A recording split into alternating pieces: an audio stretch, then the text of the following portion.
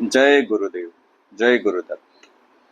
पिछले वीडियो में शिव द्वारा बताया गया योग का गूढ़ मार्ग हमने समझा और समझने की कोशिश करी। भगवान शिव ने हमें बताया कि कैसे हमारा शरीर ही ब्रह्मांड है और इसके अंदर मौजूद चक्र, विभिन्न शक्ति केंद्र कैसे योग के मार्ग में बहुत महत्वपूर्ण भूमिका निभाते हैं, वो भी हमने समझा। आज हम शिव के द्वारा बताए गए महायोग के रहस्यों पर और ज्यादा चर्चा करेंगे। जैसे कि हमने पिछले वीडियो में बताया था कि हम इस वीडियो में इस महायोग से होने वाली क्रियाओं के बारे में, बंद मुद्राओं के बारे में, अनुभूतियों के बारे में चर्चा करेंगे। जब शक्तिपात से हमारी आंतरिक शक्ति जागृत होती है तो क्या होता है, कौन कौन से अनुभव हमें आते हैं, कौन कौन से अनुभव हमें दिखाई पड़ते हैं और हम कैसे जाने कि हमारी कुंडलिनी शक्ति जागृत हो गई है। हमें कैसे पता चलेगा कि शक्तिपात हो गया।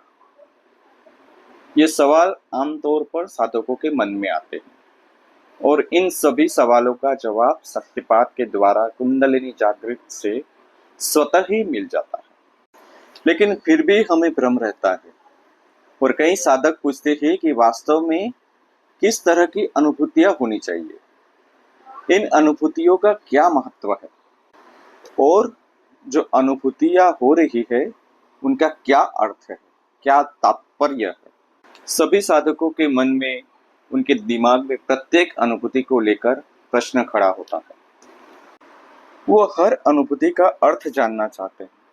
वो मालूम करना चाहते हैं कि खास तरह की अनुभूति, क्रियाबंध मुद्रा उनकी साधना की किस किस स्थिति का वर्णन करती है। एक और बात यहाँ पर साधकों के लिए चलती है कि इन अनुभूति के बारे में ज्यादा चर्चा की नहीं जानी चाहिए। कई साधकों को अनुभूतियां होती है, कई साधकों को क्रियाएं होती है, तो कई साधकों को क्रियाएं नहीं भी होती।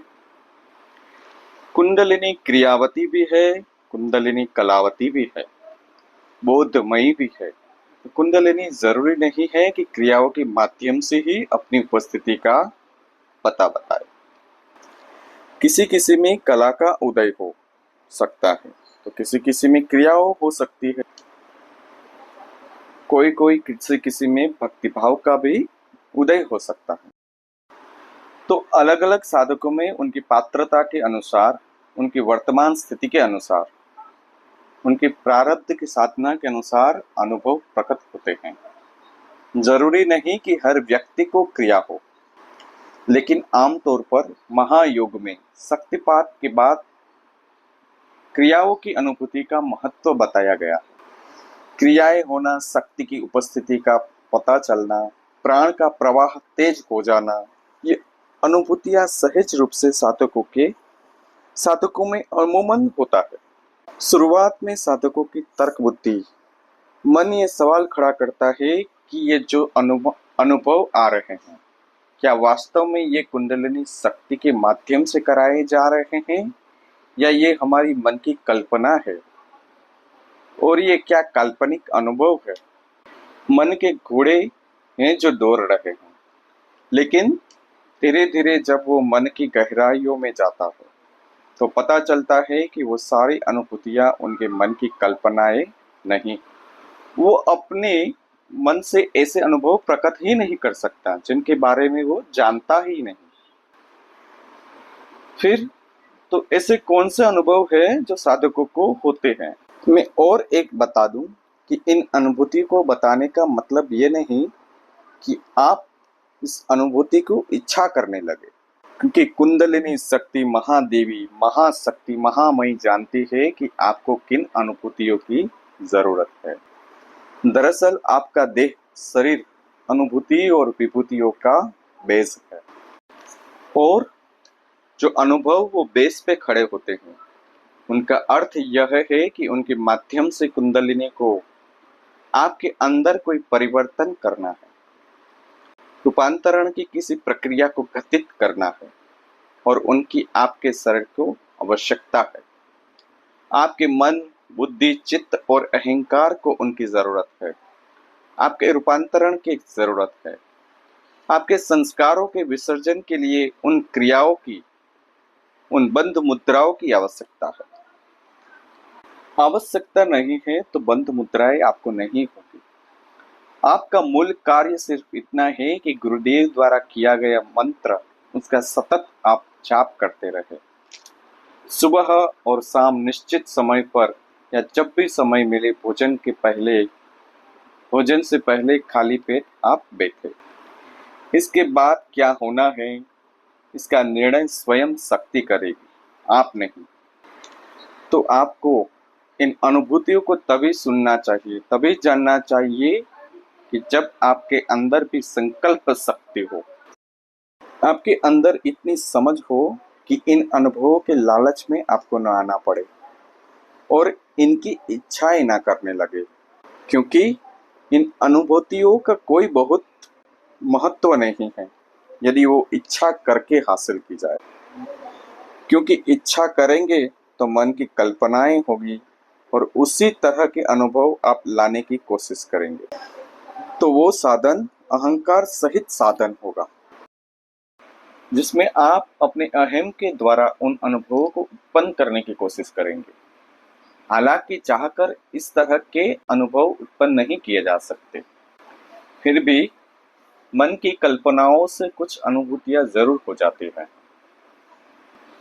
जैसे विभिन्न चक्रों पर हम ध्यान करते हैं तो थोड़े थोड़े अनुभव उन चक्रों पर हो जाते हैं, होने लगते हैं। क्रिया की प्रतिक्रिया जरूर होती है। फोकस करने से, अभिमान सहित साधना करने से, क्रिया करने से, व्यायाम करने से कुछ ना कुछ परिवर्तन होता ही है। लेकिन यहाँ पर कुंडलिनी शक्ति जब जागृत हो जाती है, जब शक्तिपात हो जाता है, तो फिर व्यक्ति को स्वयं कुछ नहीं करना है, उसे तो सिर्फ बैठना है। सुबह शाम निश्चित समय पर अपने आप कुंडलिनी शक्ति को समर्पित कर देना है, उसके सामने उपस्थित हो जाना है, फिर उसके ऊपर छोड़ देना है क्या हो रहा है, क्या नहीं हो रहा है। अब यहाँ पर महादेव बताते हैं कि शक्तिमान गुरु के अनुग्रह से अंतर शक्ति जागृत होती है। आधार वात रोदने शरीरम कंपते यदा। जब गुरु की कृपा से प्रारब्ध कर्म फल से स्वतः शक्तिपात से कुंडलिनी जागृत हो जाती है तो क्या क्या होता है। आधार वात रोदने शरीरम कंपते यदा। आत्म शक्ति उद्बोधित हो जाती है और प्राण आधार चक्र में रुक जाता है। जब प्राण आधार चक्र में यानी मूलाधार चक्र में रुकता है तो साधक का शरीर कांपने लगता है। शरीरम कंपते यदा, वाइब्रेशन होने लगता है, देह वाइब्रेशन होने लगता है। जब शक्तिपात होता है तो पहला अनुभव आमतौर पर साधक को वाइब्रेशन का ही होता है। मूलाधार में प्राण रुकने के कारण साधक या योगी आनंदित होकर नृत्य करने लगता है। यहाँ भगवान शिव महादेव कहते हैं, योगी नृत्यते सर्वदा आधार वात रोते। अपने आप सदृष्ट हिलने डुलने लगता है, रोमांच आ जाता है, डांस करने की, नृत्य करने की इच्छा जागृत होती है कि मैं बदहवास होकर, नशे में चूर होकर, आध्यात्मिक धुनी पाकर ऐसा नाचूं, ऐसा नृत्य करूं, शरीर को ऐसा हिलाऊं दिलाऊं कि पूरा शरीर मर जाए, पूरे देह में, पूरे शरीर में, रोम रोम में प्राण पहुंच जाए, देह शरीर सारे बंधन से खुल जाए, कहीं भी कोई अवरोध हो तो वह खत्म हो जाए। तो आधार वात रोधिनी नृत्यते सर्वदा। कुंडलिनी जागृति के बाद आमतौर पर ज्यादातर साधकों के अंदर नृत्य करने की इच्छा होती है, शरीर को हिलाने डुलाने की इच्छा होती है, वाइब्रेशन होता है। और ऐसा क्यों होता है? आधार चक्र में वाइब्रेशन के निरोध होने से वही सारा विश्व दिखने लगता है। आधार वात रोधिनी विश्वम तत्र दृश्यते। आधार चक्र में प्राण का वायु का निरोध होने से, वहां वायु रुक जाने से सारा विश्व दिखने लगता है, क्योंकि कुंडलिनी शक्ति मूलाधार में ही निवास करती है। उस स्थिति के कारण आधार का कारण मूलाधार ही है। सृष्टि किसी न किसी आधार पर स्थित है। वो आधार भले ही हमें नहीं दिखता, लेकिन वो आधार को ही हम शेषनाग कहते हैं। शेषनाग क्या है? जो दिखाई देता है, उसके अलावा जो कुछ मौजूद है वो शेषनाग है। उसी को साइंस डार्क एनर्जी कहता है, डार्क मैटर कहता है, जो हमें दिखाई नहीं देता, लेकिन जिसके कारण गुरुत्वाकर्षण का बल है, जिसके कारण ग्रह नक्षत्र आपस में जुड़े हुए हैं, आपस में टकराते नहीं हैं। अनेक सौर मंडल मिलकर गैलेक्सी का निर्माण करते हैं, गैलेक्सीज मिलकर यूनिवर्स का निर्माण करते हैं, यूनिवर्स मिलकर क्लस्टर्स का निर्माण करते हैं, और ऐसे सृष्टि के आगे बढ़ती रहती है, और ऐसे ही सृष्टि आगे बढ़ती रहती है, लेकिन आपस में टकराती नहीं, सुनियोजित रहती है, सुव्यवस्थित रहती है। तो वो किसी के आधार पर है, तो वो आधार शक्ति कुंडलिनी के आधार पर है, और वही आधार शक्ति शेषनाग है। शेषनाग की तरह जैसे हम सिंबॉलिक रूप से देखते हैं। हमारे ग्रंथों में बताया है कि शेषनाग पर धरती टिकी हुई है। शेषनाग पर धरती नहीं, शेषनाग पर पूरा ब्रह्मांड टिका हुआ है। पूरे विश्व का आधार शेषनाग ही है, जिसको हम सिंबॉलिक रूप में अपने ग्रंथों में देखते हैं। सृष्टि आधार माधारे सर्व देवता। सृष्टि का आधार वही शक्ति है, और सृष्टि का आधार जैसे मूलाधार है, वैसे ही सृष्टि का आधार मूलाधार है। मूलाधार में वही सर्परूपिणी कुंडलिनी शक्ति निवास करती है। आधार में ही सब वेद का ज्ञान समाहित है। भगवान शिव कहते हैं, आधार सर्व वेदस्य तस्मा आधारमाश्रये। वाद्य देवी वेदमयी ज्ञान शक्ति मूलाधार में निवास करती है, इसीलिए आधार का ही आश्रय लेना चाहिए। फिर कहता हूं, इसीलिए आधार का ही आश्रय लेना चाहिए। हम जिसके आधार पर टिके हुए हैं, जिसके कारण हमारा अस्तित्व है, उसी आधार का हमें आश्रय लेना चाहिए। उसी आधार के सहारे हमें अपनी साधना आगे बढ़ानी चाहिए। आधार के पश्चिम भाग में इड़ा पिंगला सुषुम्ना का संगम होता है, और वहां पर जब मन और प्राण एकत्रित होते हैं तो दिव्य स्नान पान होता है। और वहां पर जब मन और प्राण एकत्रित होते हैं तो दिव्य स्नान और पान होता है। तब मनुष्य सब पापों से मुक्त हो जाता है। आधारे पश्चिमी भागे त्रिवेणी संगम मो भवेत्, तत्र स्नात्वा चक्तिना नरः आत्मन समूयते। आधारे पश्चिमी भागे त्रिवेणी संगमो भवेत्, तत्र स्नात्वा चकितं च नरः आत्मया समुच्यते। आधार के पश्चिम भाग में स्वयंभू लिंग प्रतिस्थापित है। आधारे पश्चिमम भागम कपाले लिंगम तत्र विद्यते। वहां पर सुषुम्ना का प्रवेश मार्ग है। यहाँ पर सुषुम्ना नाड़ी का जिक्र अक्सर हम आध्यात्मिक और योगिक ग्रंथों में सुनते हैं। सुषुम्ना नाड़ी क्या है?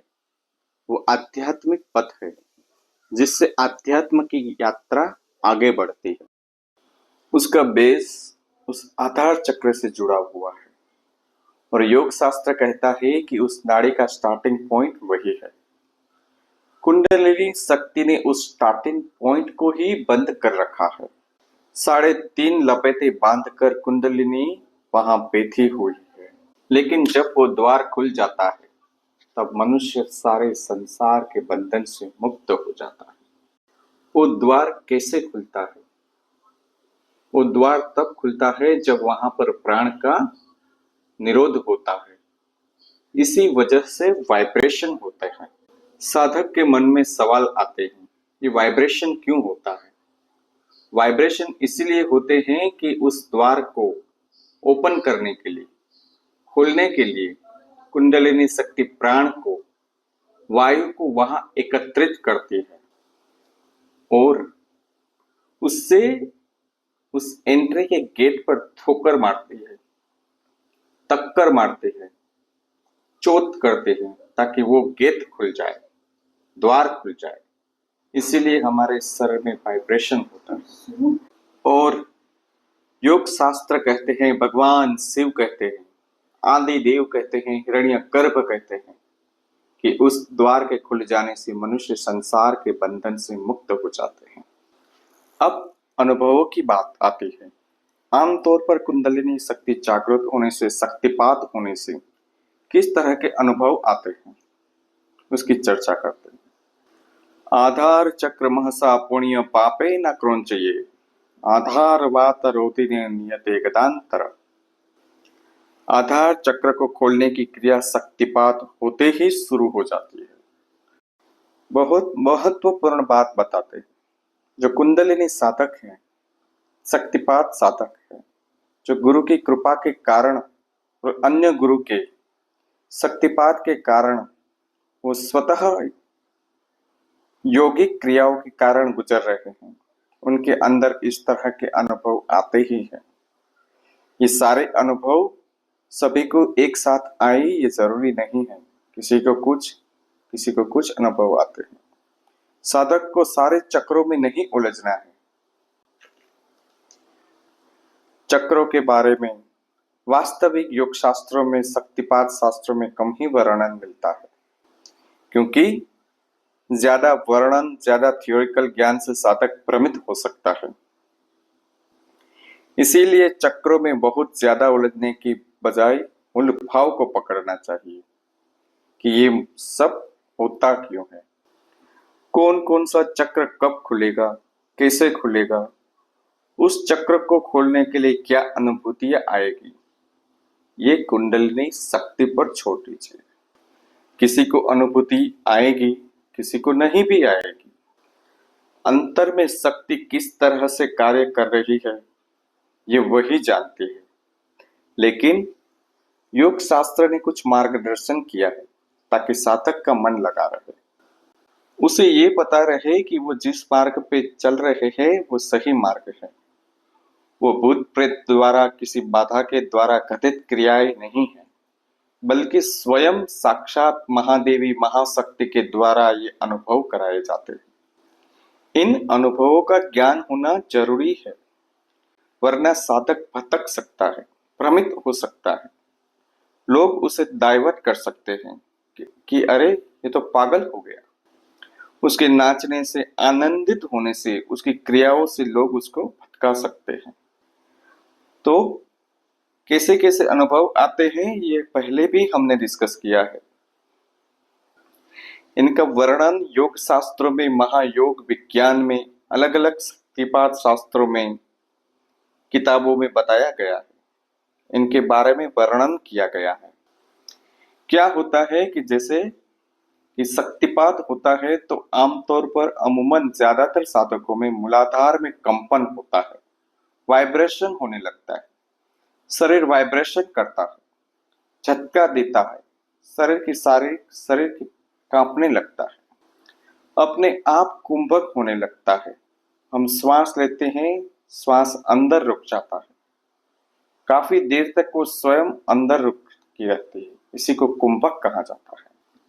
शरीर घड़े की तरह श्वास से भर जाता है और फिर बार बार श्वास पर श्वास होता है। अपने आप श्वास तेजी से बाहर जाती है, अंदर आती है। योग शास्त्रों के आसनों के अनुसार किताबों में इनको कुंभक, रेचक, भस्त्रिका, कपालभाति के नाम से जाना जाता है। वो अपने आप साधकों को होने लगती है। जब साधक बैठता है तब वो नहीं चाहता, फिर भी तेज श्वास पर श्वास चलती है। शरीर संभाले नहीं संभलता। जैसे ही वह बैठता है अपने आप उसका शरीर आगे की तरफ झुकने लगती है, कभी दाएं तो कभी बाएं, कभी एक घुटने पर तो कभी दूसरे घुटने पर सिर लगता है। ये सामान्यतः अनुभवों में आते हैं जो साधक प्रारब्ध से परिपक्व नहीं है और जिसके शरीर की शुद्धि की, प्राण की शुद्धि की आवश्यकता है, तो उसको इस तरह की क्रियाएं होती है। तो योग शास्त्र कहता है कि यदि ऐसा होने लगे तो समझ लेना कि कुंडलिनी शक्ति जागृत हो रही है और अपना कार्य करने लगी है। और उस समय हमें क्या करना चाहिए? उस समय साधक को चुपचाप बैठना चाहिए, साक्षी भाव, दृष्टा भाव आ जाना चाहिए, साक्षी भाव, दृष्टा भाव आ जाना चाहिए, क्योंकि करने वाला साधक नहीं है, करने वाली कुंडलिनी शक्ति है। यूं बस चुपचाप बैठ कर देखो कि क्या हो रहा है। कुंडलिनी शक्ति है जो साधक को ये क्रियाएं कराती है। तो बस चुपचाप बैठ कर देखो कि क्या हो रहा है। आसन अपने आप हो जाएगा। जब आसन दृढ़ता से लगा रहे, सीधे बैठो और आसन देर तक लगा रहे, आंखों के तारे घूमने लगे, अपने आप आंखें बंद हो जाए और आंखें चारों तरफ घूमने लगे, तारों की तरह दिखाई देने लग जाए, केवल कुंभक हो जाए, मन बाह्य ज्ञान शून्य निष्क्रिय हो जाए, तो समझ लेना महामाया आद्य शक्ति कुंडलिनी देवी क्रियाशील हो गई है। महायोग विज्ञान कहता है और ये साधक को स्वतः अनुभव होता है। और शुरुआती स्टेज में, इनिशियल स्टेज में ही जैसे ही शक्तिपात होगा, ये सब अनुभव उसे आने लगेंगे। यदि उसका संपर्क अपने गुरु शक्ति से गहराई से जुड़ गया है, तो बहुत देर नहीं लगेगी ये अनुभूति पाने में। प्राण का स्रोत मूलाधार से सहस्त्रार तरफ जाता मालूम पड़े। कई साधकों को ऐसा लगता है कि मूलाधार से कोई एनर्जी, कोई वायु का बुलबुला, चींटी जैसी कोई चीज ऊपर की तरफ चढ़ रही है। अपने आप मुंह से प्रणव का जाप होने लगे, ऊर्जा की ध्वनि निकलने लगती है। प्राण की क्रियाओं के कारण अलग अलग तरह के अनुभव होते हैं। पूरे शरीर में प्राण शक्ति व्याप्त हो जाती है और कल्पना करते ही, जिस शरीर में ही आप कल्पना करें, शरीर का वो हिस्सा वाइब्रेट करने लगता है, मूव करने लगता है, तो समझ लेना कि कुंडलिनी शक्ति जागृत हो गई है। मेरुदंड में कंपन मालूम पड़े, शरीर की हड्डी वाइब्रेट करने लगे, कभी शरीर में शून्यता आए, ऐसा लगे कि शरीर है ही नहीं, शरीर कोई प्रतिक्रिया कर ही नहीं रहा, शरीर शांत हो गया, शिथिल हो गया है, नेत्र खुलने पर भी न खुले, आंखें खोलना चाहे पर आंखें लंबे समय तक बंद रहे, शरीर से विद्युत स्रोत चले, शरीर में ऐसा लगे कि जैसे एनर्जी सर्कुलेट हो रही है, एनर्जी एक जगह से दूसरी जगह जा रही है, बिजली कौंध रही है, बिजली व्याप्त हो रही है, शरीर खींचने लगे, तो समझ लेना कि महामाया कुंडलिनी क्रियाशील हो गई है। आंखें बंद करो और शरीर आगे की तरफ झुककर भूमिष्ठ हो जाए, जमीन पर लग जाए, शरीर चक्की की तरफ घूमने लगे, स्वतः श्वास पर श्वास बाहर की तरफ न निकले, मेढक की तरह उछलने लगे, घूमने लगे, चक्कर लगाने लगे, अपने आप शरीर जमीन पर ढलकर गिर जाए, हवा सन लग जाए, हाथ उठाने पे ना उठे, पैर भी ना हिले, पूरी नाड़ियों में खिंचाव होने लगे और ऐसा लगे जैसे शरीर से प्राण निकल रहे हैं। शरीर मछली की तरह उछल उछल कर तड़पे। आनंद आए तो समझ लेना महामाया कुंडलिनी शक्ति क्रियान्वित हो गई है। मन में आवेग आ जाए, ऐसा लगे कि शरीर में कोई प्रवेश कर गया है और उसके कारण तरह तरह के आसन अपने आप होने लगते, तकलीफ भी न हो, इसमें इतने तरह तरह प्रकार के आसन, इतनी विविध प्रकार की क्रियाएं होती है कि उसका वर्णन ही नहीं किया जा सकता। लेकिन इसके बाद शरीर में किसी तरह की तकलीफ नहीं होती। 15-20 मिनट, आधे घंटे जब तक वो क्रियाएं होती है, अद्भुत प्रकार की क्रियाएं होती है और उसके बाद हम ऐसे हो जाते हैं जैसे कुछ हुआ ही नहीं। शरीर हल्का हो जाता है, किसी तरह का कष्ट नहीं, बल्कि कष्ट हो तो वो दूर हो जाता है। कहीं भी शरीर में नस नाड़ियों में खिंचाव होता है तो वो भी दूर हो जाता है। कुंडलिनी शक्ति जागरण के बाद रीढ़ की हड्डी वक्राकार न रहकर सीधी हो जाती है, गर्दन सीधी हो जाती है, सीधा होकर तनकर चलने लगते हैं और ये सब ऊर्जा की सहज प्रभाव के कारण होता है। आंखें बंद करो और अलग अलग तरह की चेष्टाएं होने लगती है। हाथ पैर घूमने लगते हैं, मुंह से अलग अलग तरह के शब्द निकलने लगते हैं जिनकी भाषा समझ में ही नहीं आती कि ये कैसे शब्द है।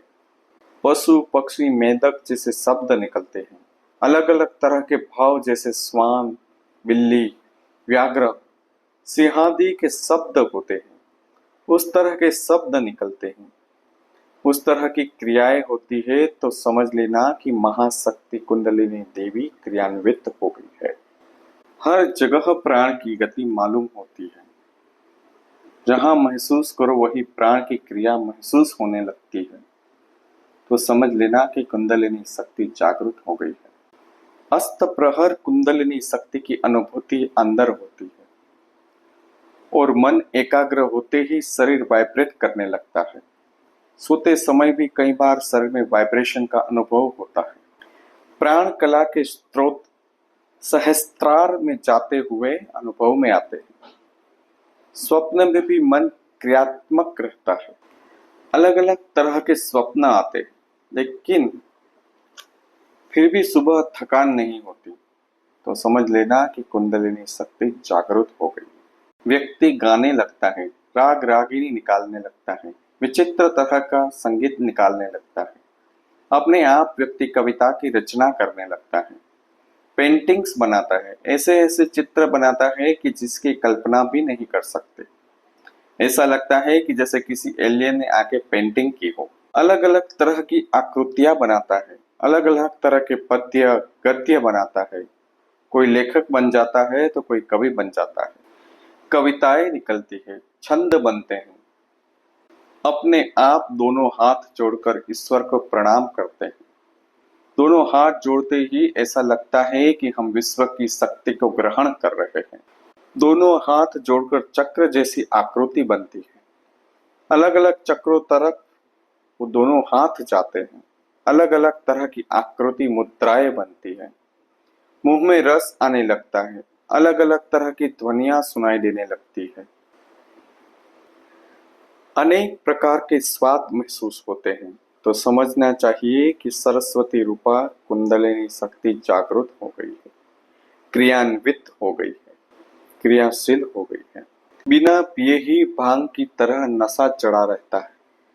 मस्ती आवे, कभी कभी ऐसा लगता है कि मत सुनो, कुछ भी कहो, चुपचाप बैठे रहो, इस मस्ती में डूबे रहो। दिन भर शरीर एक्टिव रहे, दिन भर ऐसा लगे कि काम करते ही जाओ, फिर भी थकान ना हो, शरीर हल्का फुल्का महसूस हो, उड़ता हुआ नजर आए, मन प्रफुल्लित और प्रसन्न रहे, स्वप्न में भी अप्रसन्नता न रहे। अलग गलत हो या सही हो, मन विचलित ना हो, तो समझ लेना कि ब्रह्म शक्ति कुंडलिनी शक्ति क्रियान्वित हो गई है। आंखें बंद करो और स्वप्न सी अवस्था आ जाए, देवताओं के दर्शन होने लगे, दिव्य गंध रस रूप स्पष्ट अनुभव में आवे, सीधे दिव्यात्माओं से आदेश मिलने लगे, तो समझ लेना कि देवी शक्ति कुंडलिनी जागृत हो गई।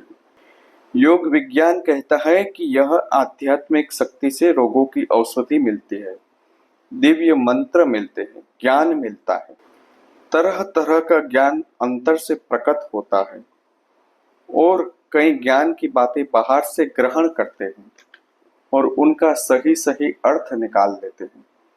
शास्त्र को पढ़ते हैं, ग्रंथों को पढ़ते हैं और गुड़ से गुड़ बातें आसानी से समझ में आ जाती है। सूक्ष्म शरीर सामने दिखने लगता है, स्थूल शरीर गायब हो जाता है। आंख खोलते ही फिर भी शून्य ही नजर आता है। सामने प्रकाश नजर आता है, समझ लेना कि कुंडलिनी शक्ति जागृत हो गई। वेद वेदांत का गुड़ रहस्य समझ में आने लगता है। कई संदेह मिटने लगते हैं। थोड़ा सा भी शास्त्र पढ़ो तो शास्त्र का पूरा पाठ अर्थ समझ में आने लगता है। व्याख्या करने की विचित्र शक्ति आ जाती है।